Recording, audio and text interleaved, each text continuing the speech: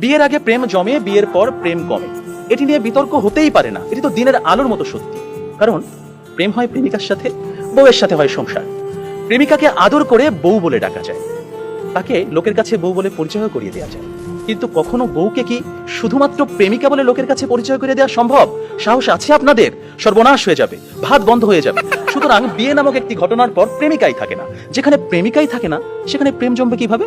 সেখানে প্রেম কমবে, প্রেম হারিয়ে যাবে।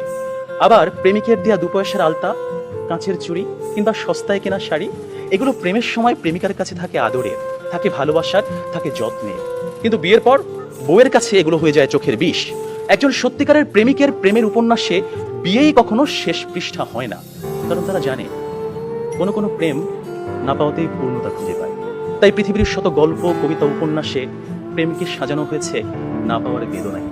আর এজন্যই প্রেমটা আসলে বিয়ের আগেই, অর্থাৎ না পাওয়াতেই জমে। তাই অবশেষে আমি বলতে চাই, আমি যদি তোমাকে পাই তাহলে বিয়ের পর আমি হয়ে যাব দায়িত্বশীল পুরুষ।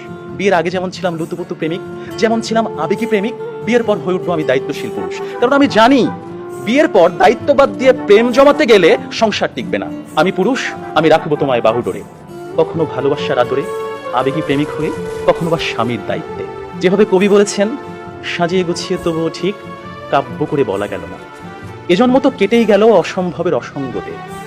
পরের জন্মে বয়স যখন 16ই সঠিক, আমরা তখন প্রেমে পড়ব। একজন প্রেমিকের থাকে দেখা না পাওয়ার কষ্ট, থাকে হৃদয়ের উত্তাল আবেগ।